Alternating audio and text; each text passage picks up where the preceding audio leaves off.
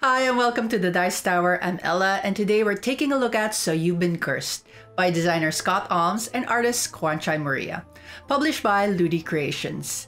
This game is designed for 0 to 2 players, plays in 30 to 45 minutes, and is suitable for ages 14 and up. In this game, you'll find yourself in the wizarding business, where curses are just another occupational hazard. Join me as we explore how to lift this dreadful curse before you permanently turn into a monster, terrorizing your village. Let's dive in.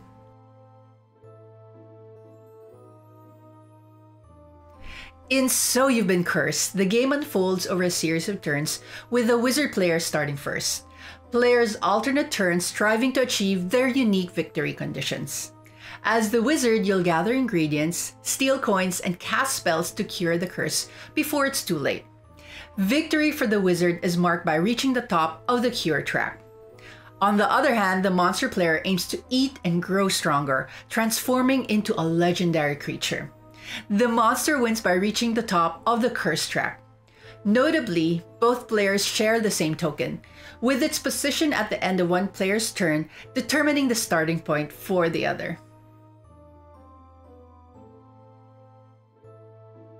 To set up So You've Been Cursed, choose the wizard and monster players.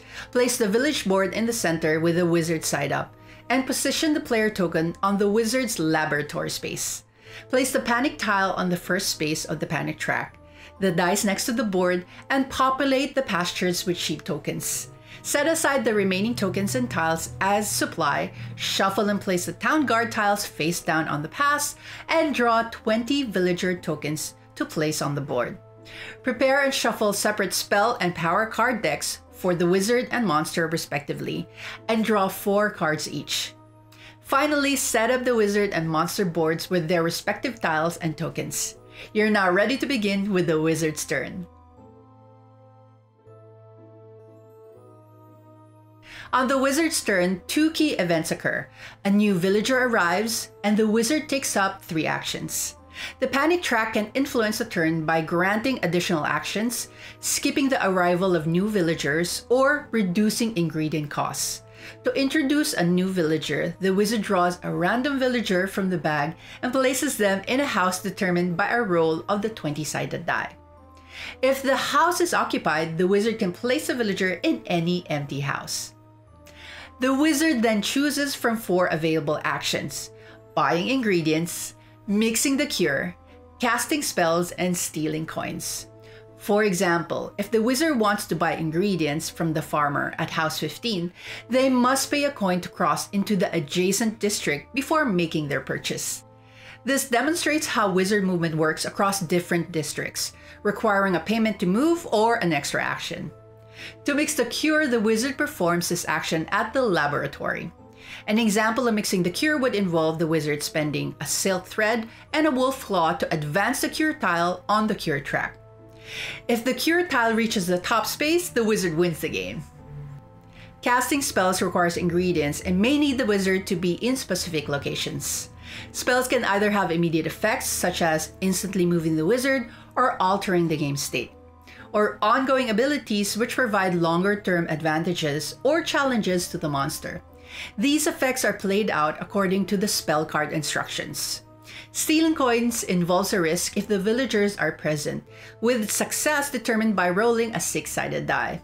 If successful, the wizard takes the declared number of coins, and if not, they can spend an additional action to avoid detection. The wizard's turn concludes by drawing back up to 4 spell cards if needed, and the token remains in place for the monster's turn. On the monster's turn, there are 2 options. Opt for a feeding turn to move around the village and feed on villagers and sheep, or choose a quiet night to strategize and restore. During a quiet night, the monster does not actively move or attack, but instead resolves several effects. The curse level decreases by 1, the panic level by 2, and the monster can play 1 power card from their hand for free, which is the only action allowed during quiet night. Additionally, 2 new random villagers arrive, unaffected by the current panic level. Once these effects are resolved, the monster's turn ends, and it is the wizard's turn again. If the monster decides to take a feeding turn, they can perform up to 3 actions. Each action consists of 2 phases, moving and eating. In a typical movement phase, the monster may move up twice into adjacent locations. An example of movement includes the monster moving once and revealing a Town Guard token, which causes the loss of the second movement. If there are no villagers or sheep in the vicinity, as in House 18 with no adjacent sheep, the monster does not eat. The moving phase is crucial as it sets the stage for the eating phase, where the monster gains energy by consuming villagers or sheep. Energy gained from eating is crucial for enhancing the monster's abilities. For example, eating different characters like farmers, hunters, or nobles provides varying amounts of energy, which can be used for additional movements or to influence game mechanics such as the panic and curse tracks.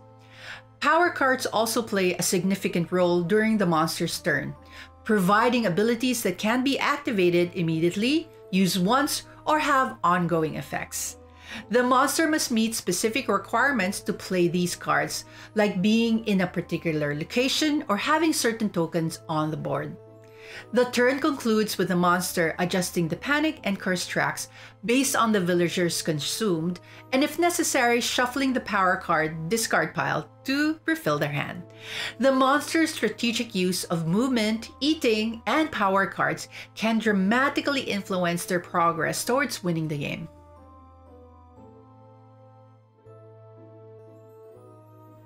The game reaches its conclusion in one of 2 dramatic ways, tied directly to the roles and goals of the 2 players. If the wizard successfully gathers all necessary ingredients and progresses their cure tile to the final top step of the cure track, they instantly win the game. This victory represents the wizard's successful concoction and administration of the antidote to their monstrous curse, restoring their human form permanently. Alternatively, if the monster efficiently feeds on villagers and sheep, thereby gaining strength and advancing their cure tile to the final top step of the curse track, they instantly win. This outcome signifies the monster's complete transformation into a legendary creature, now fully succumbed to the curse and beyond any hope of reversal.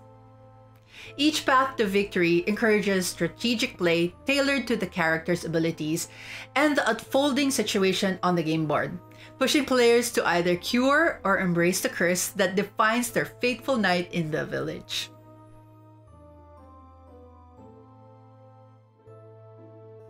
The game offers solo and 0-player variants that transform the gameplay experience while maintaining core mechanics. In the solo variants, a player can choose to act either as the wizard facing an automated monster or as the monster with the wizard being automated.